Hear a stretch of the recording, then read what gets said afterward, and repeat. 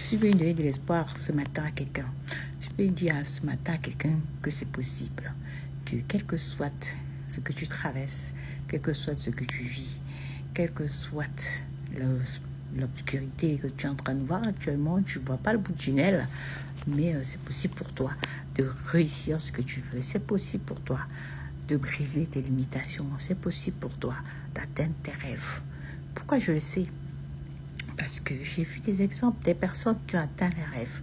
Pourquoi je le sais? Parce que moi, sur mon chemin, mon petit chemin dans lequel je suis, j'ai vu des miracles, des choses qui sont passées dans ma vie que je n'espérais pas, que je n'imaginais pas avoir.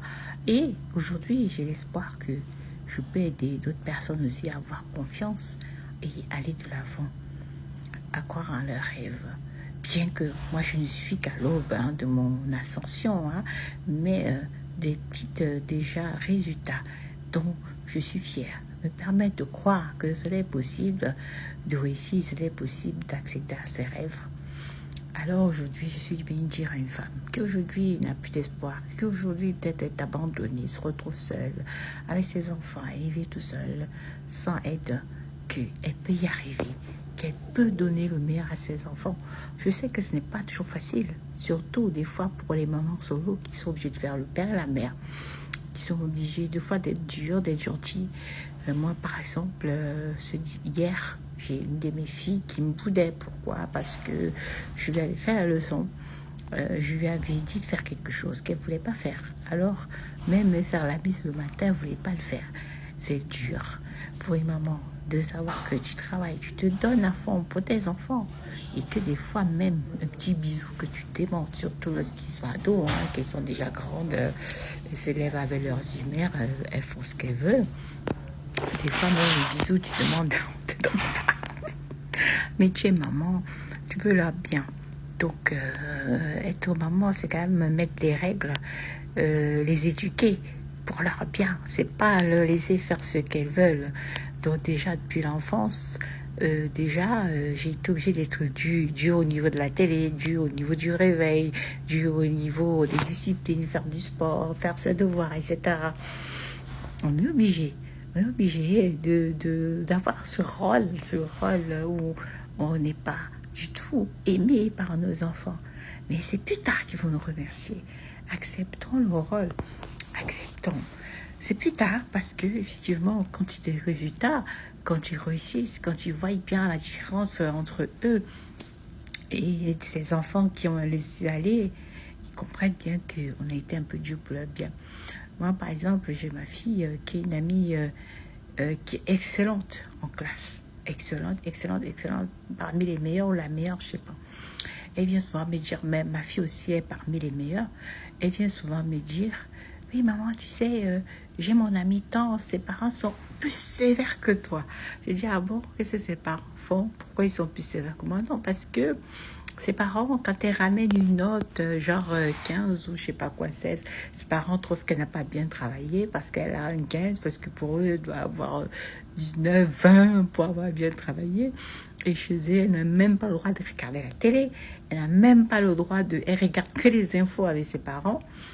Et donc, vous imaginez donc des parents qui sont sévères à ce niveau. Elle dit, maman, toi, au moins, tu me laisses regarder la télé le week-end. Et les vacances, elle, c'est encore pire. Bon, ben, je dis, est-ce qu'elle travaille bien à l'école? Oui, maman, elle veut vraiment, c'est les meilleurs. Vous comprenez bien que, bien sûr, il y a des parents qui sont trop sévères. Bon, ça, c'est eux et les enfants. Vous comprenez bien que ce parent-là, c'est parce qu'il a une vision pour son enfant. C'est pas parce qu'il n'aime pas son enfant. Donc, cet enfant-là, peut-être, n'aime pas cette éducation aujourd'hui, mais elle reconnaît que grâce à cette éducation, elle est meilleure de sa classe. Bon, et puis après, peut-être, des fois, ça ne plaît pas forcément aux enfants d'être les meilleurs de leur classe. Mais c'est plus tard, quand ils sont grands, qu'ils ont réussi tout ce qu'ils voulaient faire, qu'ils vont peut-être remercier leurs parents ou pas. Voilà, moi je laisse quand même un peu, je lâche un peu le laisse parce que je sais que les enfants, les êtres humains ont les dons et talents. Les êtres humains sont soit bons dans un domaine, soit moins dans un autre, bien que je sois un peu sévère avec mes enfants. Je lâche, le laisse parce que je lâche, le laisse parce que pas que je veux qu'ils travaillent mal, mais je sais qu'ils peuvent être meilleurs dans un domaine et pas très meilleurs pas très terrible dans l'autre ou moyen dans l'autre. Mais je vais pas accepter la médiocrité. Ça veut dire que même si on n'est pas bon, on doit quand même être au-dessus de la moyenne, avoir la moyenne parce qu'on est étudié. Mais si c'est son domaine, on poisson dans l'eau, on a les 19, les 20. Si c'est pas son domaine, bon, on peut avoir 12, 13, 14, au trop 10. Mais là, c'est vraiment, c'est pas une bonne note, mais être au moins juste, avoir au moins prouvé qu'on a étudié quelque chose, qu'on est rentré à la maison, on a fait ce devoir et quelque chose comme ça. Donc, vous les parents qui voulez l'excellence pour vos enfants, vous allez comprendre. Moi, je me dis que après le bac, ils ont le temps de choisir ce qu'ils veulent, de choisir leur domaine de prédilection. Mais avant cela, c'est à moi de les former, c'est à moi de les formater à être excellents parce que c'est ce que j'ai décidé. Donc, c'est pour vous dire que vous avez la décision de programmer votre vie, de programmer vos enfants, de décider ce que vous voulez pour eux. C'est pas à eux, à leur âge, de décider, de dire machin. C'est à vous, parents.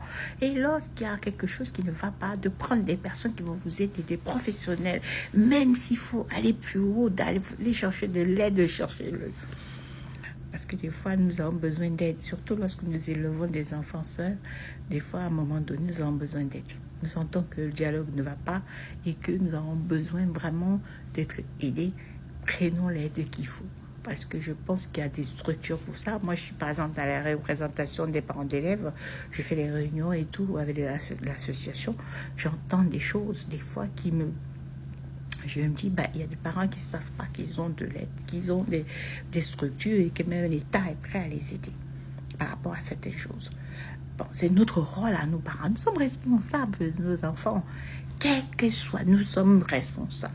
Notre enfant, c'est nous, c'est notre prolongation, c'est notre énergie, c'est notre représentation. Nous sommes responsables. Qu'il soit bon, qu'il soit pas bon, qu'il soit en colère, quel que soit le caractère qu'ils sont, c'est notre responsabilité. Donc, c'est à nous de les construire.